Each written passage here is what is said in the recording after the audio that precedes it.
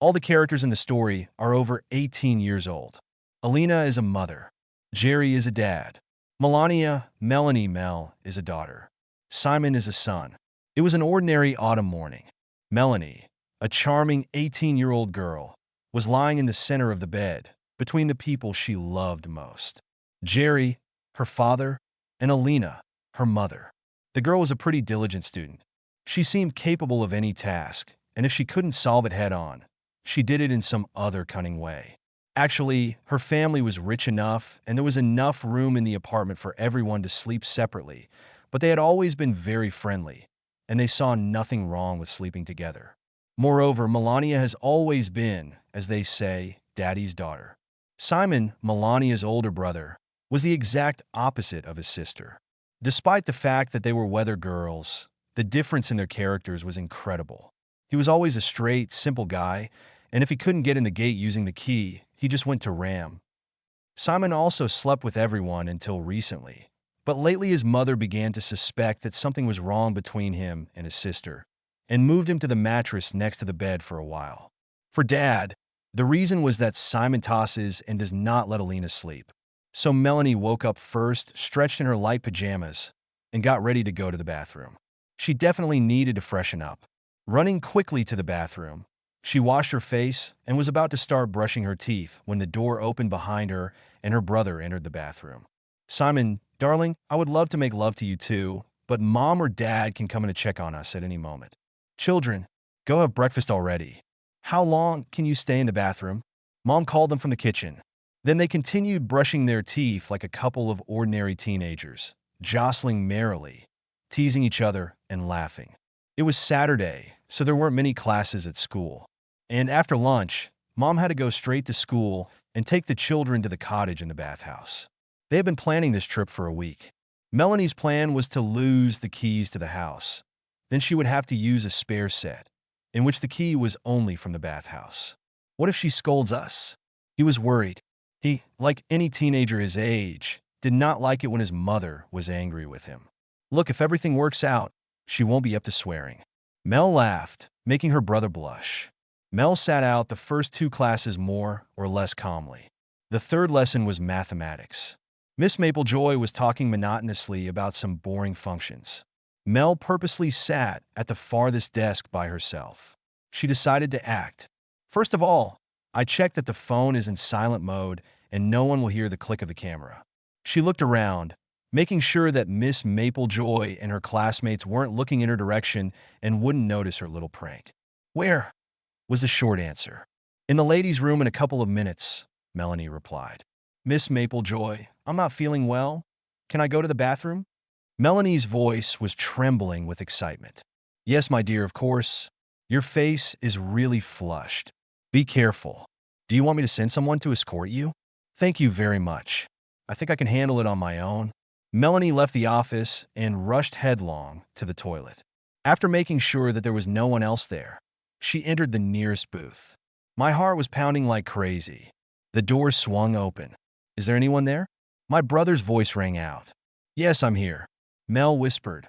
Simon burst into the booth and saw his sister. And then the bathroom door swung open again.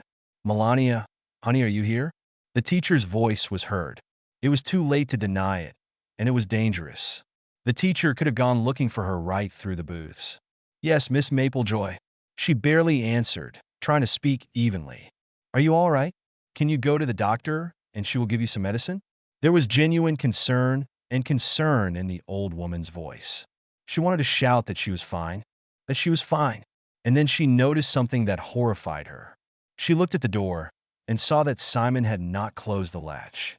"Boys!" The latch was open, which meant that the door could swing open at any moment, even from a slight draft or a push against the walls. "It's okay, it's fine. Everything is just fine. I'll be out soon, Miss Maplejoy," she said, hoping that the old woman would take this tone for the result of the disease. "Okay, honey, come back as soon as you're ready." The teacher stood for a moment longer and left the toilet. Everything ended well. Simon collapsed, exhausted, on the toilet seat. It's a pity, but they didn't have time to bask. The lesson was going to end soon, and it would be problematic for the guy to leave the women's bathroom. They both said a hasty goodbye and ran to their classrooms. Mel sat through one more lesson. Classes are over for her. Now it was necessary to wait for 2 lessons until Simon was free to go to the bathhouse with his mother. He had physical education. My sister usually sat somewhere on the edge of the field and watched him warm up or train or played somewhere with her friends. Today, the girlfriends had already been taken home by their parents, and she didn't really want to sit on the field. On the other hand, she thought, why don't I get Simon again? She went to the field where his team was training. She sat down on a bench and watched her brother. He came running, looking at her questioningly. Is your locker room locked? What is it? She asked him. From the question, everything was immediately clear to both of them. Yes, I'll be back in a minute. Just ask the coach, okay? The girl was already running up the stairs. When she entered the locker room, she saw piles of uniforms and clothes. Boys, she thought again. The room smelled of sweat, masculine strength, and rudeness. She liked that smell. Well, now they both had to have a big operation. From the moment the brother and sister slightly exceeded the level of a normal relationship, they faced a big problem. Mom worked from home, and Dad worked in a large firm in the office. My parents rarely left the house in the evenings, and they took me to school and picked me up by car. Alina picked up the children after school. The road to the cottage was a long way, and on the way Mel easily hid the main set of keys under the rug. The adventure begins. Upon arrival at the cottage, oh horror, the keys were not found. I didn't want to go home, so Mom pulled the spare key out of the hiding place. As you know, there was only the key to the bathhouse. Mom and Simon quickly lit the stove and waited for everything to heat up. There was still one problem. The dressing room was small, and Alina did not want to make her son wait outside or in the car while the girls were washing. Of course, Mel quickly found a solution. When Melanie followed her mother into the waiting room, the first thing she saw was Simon, who was sitting on a bench. Mom was standing right in front of him, unable to take her eyes off him. Mel realized that now was the crucial moment in their plan. Son, dear, come here, Mom said in a hoarse voice. Simon took a couple of awkward steps. In response to his mother's disappointed look, he motioned for her to sit down. At this time, they made love. All this time, Mel stood not far from them and enjoyed the sight. She was glad that she was able to help her mother and brother. She won't be able to stop. And how many times have you done this? Alina asked. It's the third one now. Her daughter answered her smiling. Technically, I already have a fourth. Her brother corrected her. Everything is not so terrible, Alina thought with a slight disappointment. Everything can still be fixed. 3 times is not much. It's just pampering. We can take the children to psychologists, move, or do something else so that we can become an ordinary family again. Yes, 3 times today. Melanie corrected herself. How about today? Mom's eyes widened. Well, we usually make love 2 or 3 times a day. There are 5 or 6 on the best days. You're at home all the time. Do you want to try, Mom? Simon? Mel asked, smiling. Of course, sister. I've been dreaming about this for a long time. But don't you think she'll mind? What is it? He asked cautiously. I think not. Alina didn't care anymore. She didn't hear or see anything around her. After a quick wash, they packed up and all went home together. The next day, when Dad left for work, Mom called the kids into the kitchen to discuss something. After sitting down at the table, she began to ask if they had told anyone about their affair, if anyone had caught them off guard, and so on. After hearing that everything was fine, Mom calmed down. Then she suggested drawing up a set of rules so that everything would stay that way. She went to get a piece of paper and a pen and began to write down. 1. You can't make love when Dad is at home. 3. It is forbidden to make love in public places. 4. It is forbidden to tell anyone about what is happening. Dad was supposed to be back any minute, so Melania quickly packed up. They hid the rule book in the children's box and began to pack. Today, they were all supposed to go to the amusement park together. Later that day, the whole family got to the amusement park and went to their favorite Ferris wheel. The wheel was big and moved quite slowly, so that the time from the bottom to the top edge took 17 to 20 minutes. The booths were distributed in the following order: Mel and Simon in the first, Alina and Jerry in the next after them. It was not a tourist season, so almost all the cabins were empty. As soon as everyone settled in and drove off, Alina noticed her daughter's mischievous smile.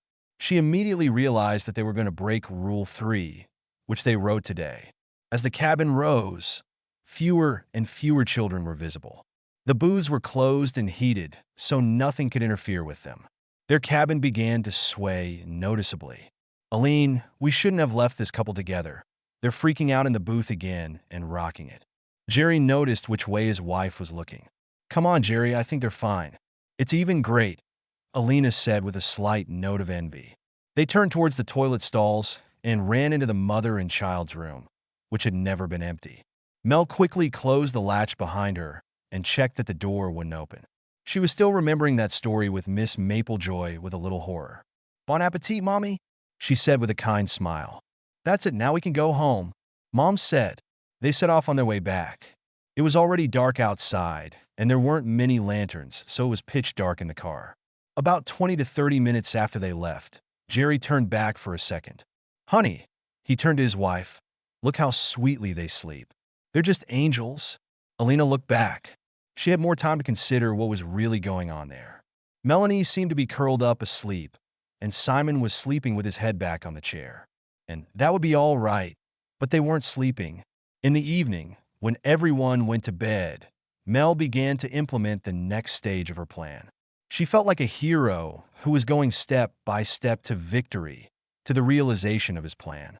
Simon was still sleeping on the mattress, and Mel was between Jerry and Alina. The next day, Simon was rushing home from school. It was already around 2 p.m. Mel had to come back earlier because she had fewer lessons. Unfortunately, they didn't manage to meet once today, so Simon hoped to catch up before Dad returned at about 1900 hours.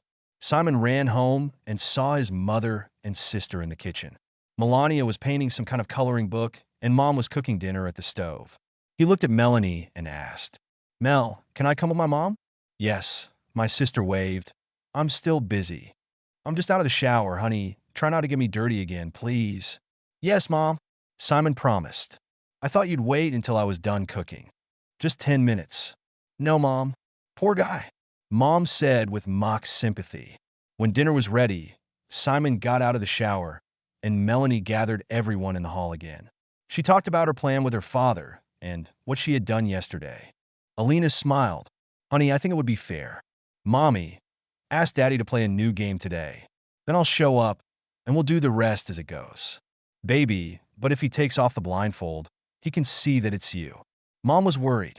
That's exactly what I'm counting on, Mom. Just trust me. I'm sure Melanie said. Everyone collapsed, but happy.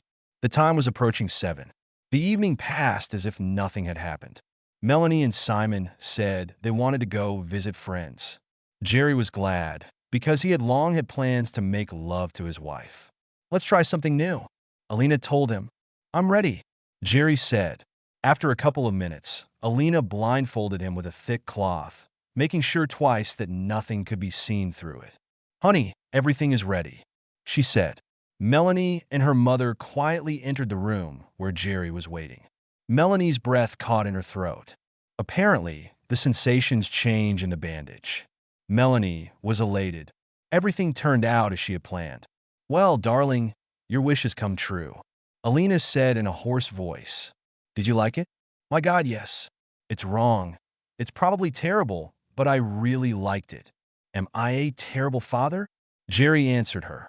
You are the best father in the world, loving, kind, and giving yourself completely to children. Alina said, and how did it happen? What are we going to do with Simon now? If he finds out? Jerry said, pointing at Melanie. Don't worry, honey. Jerry gently picked Melanie up in his arms and carried her into the hall. When Melania woke up, a blissful smile spread across her face. Mom, call Simon soon. He should know that now we are making love as a family. Melanie turned to her mother, laughing. Everyone burst out laughing. Simon, who had been in the yard all this time and did not know how events were developing, was very happy to receive the good news. But now tell me everything in detail, said the father. Everyone sat down on the sofa in front of the TV. It would be the most ordinary, beautiful, happy family, if not for the fact that their relationship has moved to a new level. This time, they were all in no hurry because there was no one else to hide from. On this day, it was decided that the children would not go to school. Jerry said that he would go to work literally for a while, take time off, and return home in a couple of hours. The girls came up with the idea that they want to bring Beauty and meet Jerry fully armed.